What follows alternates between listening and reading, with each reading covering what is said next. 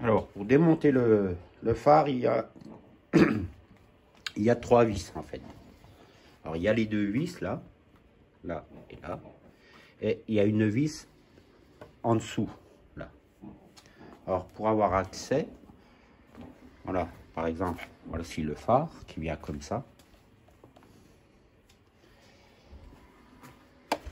Alors, il faut une rallonge avec l'embout torse. Et puis, il faut aller, voilà, on va se mettre comme ça. Voilà, il faut descendre pour avoir accès en bas, ici, à la vis. Voilà. La vis se trouve dans le trou, ici. Donc, sur l'audi, il y a un trou exprès ici. Voilà, il y a un trou. Donc, on passe le tournevis pour aller jusqu'au fond. Voilà. Et là, on peut dévisser. Et après, par là, on récupère la vis. Bon, on a accès. Hein. Voilà. Alors, ça fait 1, 2, 3 vis. Et après, il y a ici, il y a un ergot qui vient dans la partie, un plastique blanc. Alors, je ne sais pas si on arrivera à voir. Voilà. On voit là l'ergot. Voilà, la pâte blanche. Ah, c'est un peu flou. Voilà. Donc, il faut le déboîter pour pouvoir le sortir. Alors, pareil, faire doucement parce que la pâte en plastique blanc là, elle peut casser. Et c'est l'ergot, il est là, voilà, ici. Alors, le phare est comme ça, voilà. En gros comme ça, voilà. Et la pâte blanche, elle vient là. Donc, il faut pousser le phare. Ah, c'est pas comme ça, on va dire, voilà.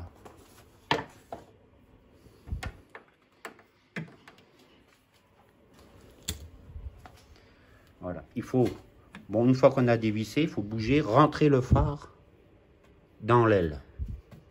Alors, pareil, attention, le bord de l'aile à l'intérieur est très coupant. Alors, en rentrant un peu le phare dedans pour le pousser dans l'aile, il y a risque de rayure. D'ailleurs, quand j'ai monté mes phares, je les ai rayés, vous voyez, ici. Donc, il faudrait mettre une protection, parce qu'on est obligé de rentrer le phare dans l'aile.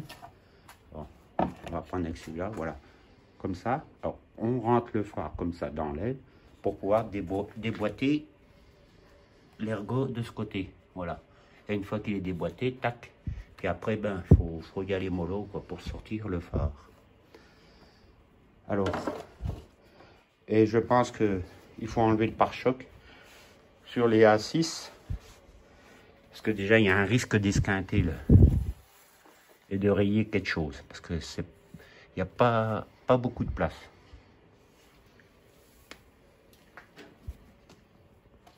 Pour ce qui est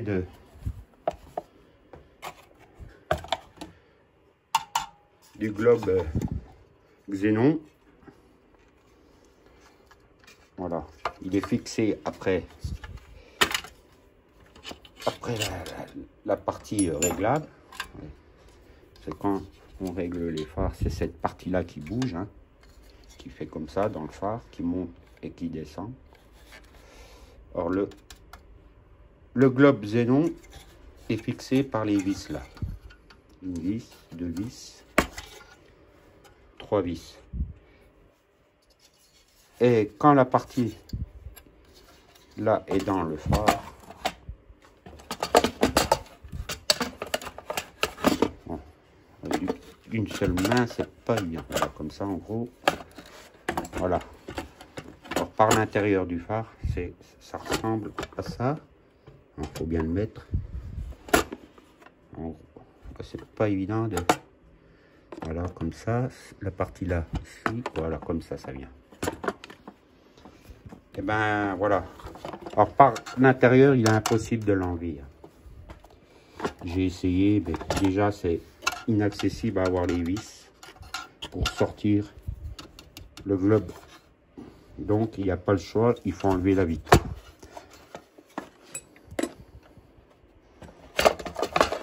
enlever la vitre. Puis après, ben, tu as des rotules là, qui viennent ici. Une pièce comme ça, il y en a une autre ici. Qui sont clipsées. Voilà. Dans les rotules ici. Une là, une là. Et en bas, le moteur pour régler. Mais pour enlever la partie là, il n'y a pas le choix. Il faut enlever la vitre.